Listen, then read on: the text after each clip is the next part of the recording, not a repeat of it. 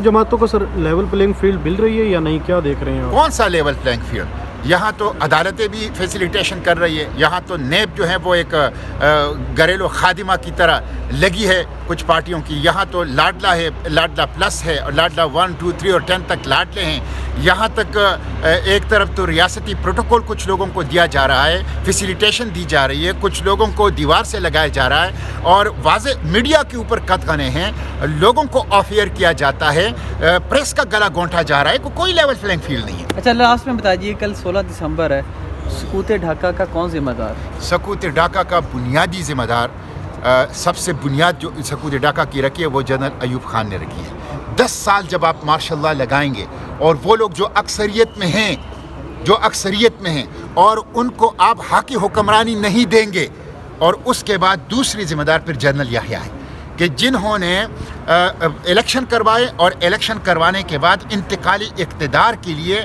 उन लोगों को इंतकाली इक़्तिदार जो जीत चुके हैं, जिनको मैंडेट दिया जा चुका है, उनको इंतकाली इक़्तिदार देने के लिए उन्होंने इक़दाम नहीं किए। मैं समझता हूँ हमूदुर्रहमान कमीशन एक बहुत कुछ वाज़ेह कर चुका है। इस पर हमूदुर्रहमान कमीशन को from A to Z public किया जाए। हमूदुर्रहमान कमीशन में जिन जिन जर्नलों का, सियासतदानों का, ब्यूरोक्रेट्स का, जिम्मेदारान का नाम है, उनको अगर वो मर चुके हैं, फौत हो चुके हैं, दुनिया से जा चुके हैं, तो बाद अज़ मौत उनको सज़ाएं दी जाए, उनको मुजरिमों की फहरिस्त में रखा जाए, और जो जिंदा हैं उनको अभी सज़ाएं दी जाए। हमूदुर्रहमान कमीशन के ऊपर मनआन अमल किया जाए। उसके ऊपर क्या कहना चाहेंगे? एक पहले 5 रुकनी बेंच ने उसको कलअदम करार दिया था, अब उसकी इजाज़त मिल गई। देखिए, मिलिट्री कोर्ट्स की के अंदर समात, ये सिविल कोर्ट्स पे और अदालती निज़ाम पर नो कॉन्फिडेंस है। फिर आप बंद कर लें इन सारे अदालतों को, नंबर 1। दूसरी बात यह है कि मिलिट्री कोर्ट्स कॉन्स्टिट्यूशन के आर्टिकल 10A की खिलाफ वर्जी है। मिलिट्री कोर्ट्स में कोई फेयर ट्रायल का मौका किसी को नहीं दिया जा सकता।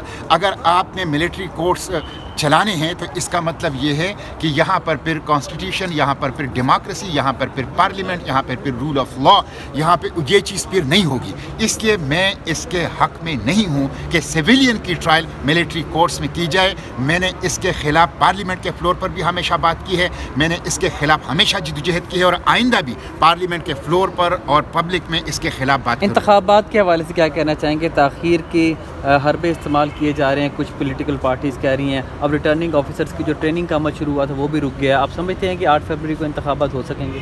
देखें, 8 फरवरी के इंतखाबात पर गहरी धुंध और गहरे बादल छाए हुए हैं, और इस सब की ज़िम्मेदार जो हैं गुज़िश्ता PDM की हुकूमत हैं कि जिन्होंने इलेक्शन लॉस के अंदर तरामीम की और जिन्होंने सेंसस को अप्रूवल दी, इलीगली सेंसस को अप्रूवल दी, इलीगली।